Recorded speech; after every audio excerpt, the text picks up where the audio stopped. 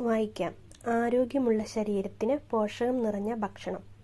നന്നായി വളരാൻ പോഷകം നിറഞ്ഞ ആഹാരം കഴിക്കണം. ധാന്യങ്ങൾ, പഴങ്ങൾ, പച്ചക്കറികൾ, കിഴങ്ങുകൾ, പയറുവർഗ്ഗങ്ങൾ, ഇലക്കറികൾ എന്നിവ ഉൾപ്പെടുത്തിയ ആഹാരം.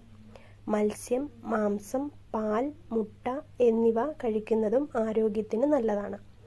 പഴകിയതും കേടുവന്നതുമായ ആഹാരം കഴിക്കരുത്. സ്വാദും നിറവും മണവും വർദ്ധിപ്പിക്കാൻ ചേർക്കാൻ പാടില്ലാത്ത പലതും ആഹാരത്തിൽ ചേർക്കുന്നുണ്ട്.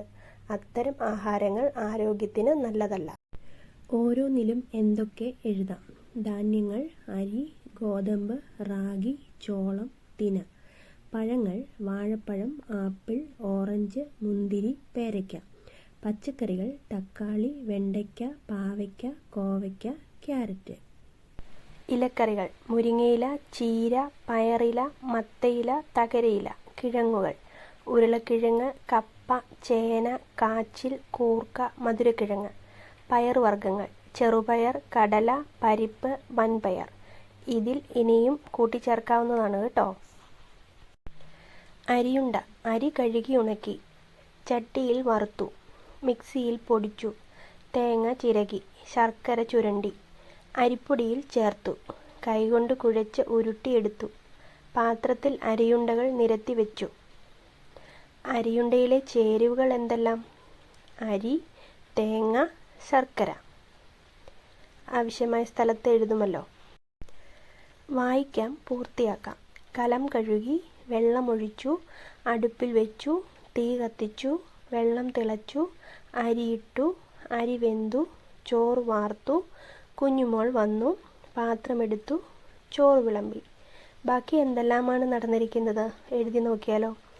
പാത്രം അടച്ചു വെച്ചു, കറികൾ വിളമ്പി, ഈച്ച വന്നു, ചുറ്റും പറന്നു, കറിപ്പാത്രം അടച്ചു വെച്ചു, കൈകൾ കഴുകി, കഴിച്ചു. വാക്യങ്ങൾ ക്രമത്തിലാക്കാം. പാത്രം അടച്ചു വെച്ചു, ഈച്ച വന്നു, ചുറ്റും പറന്നു, കുഞ്ഞുമോൾ കണ്ടു. ഈ വാക്യങ്ങളെ എങ്ങനെ ക്രമത്തിൽ എഴുതാം? ഈച്ച വന്നു, ചുറ്റും പറന്നു, കുഞ്ഞുമോൾ കണ്ടു, പാത്രം അടച്ചു വെച്ചു. കണ്ടെത്താൻ പറയാം. ചോറ് വിളമ്പിയ പാത്രം കുഞ്ഞുമോൾ അടച്ചു വെച്ചത് എന്തിനാണ്?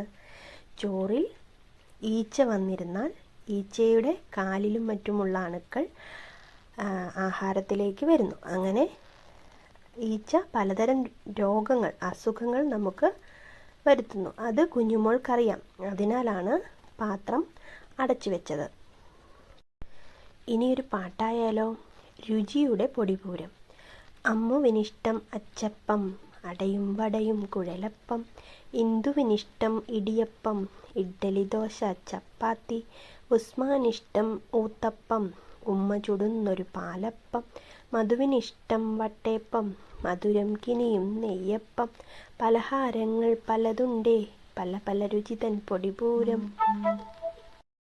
ഇനി നമുക്ക് താഴെ തന്നിരിക്കുന്ന ചോദ്യങ്ങളുടെ ഉത്തരം എഴുതിയാലോ. പാട്ടിൽ പറയുന്ന പലഹാരങ്ങളുടെ പേരുകൾ പറയാം, എഴുതാം. അച്ചപ്പം, കുഴലപ്പം, അട, വട, ഇടിയപ്പം, ഇഡ്ഡലി, ദോശ, ചപ്പാത്തി, ഊത്തപ്പം, പാലപ്പം, വട്ടേപ്പം, നെയ്യപ്പം. പാട്ടിലുള്ള പലഹാരങ്ങളുടെ പേരുകൾ കണ്ടെത്തി എഴുതിയല്ലോ. ഇനിയും ധാരാളം ആഹാര സാധനങ്ങളുണ്ടല്ലോ, എഴുതി ചേർക്കാം. പുട്ട്, സുഖിയൻ, പഴംപൊരി, ബോണ്ട, ലഡു, ഇലയട, കൊഴുക്കട്ട, ഇടിയപ്പം, ഉപ്പുമാവ്. ഇനി നിങ്ങൾക്ക് കൂടുതൽ പലഹാരങ്ങൾ അറിയാമെങ്കിൽ അവയുടെ പേരും കൂടി ചേർക്കാം കേട്ടോ.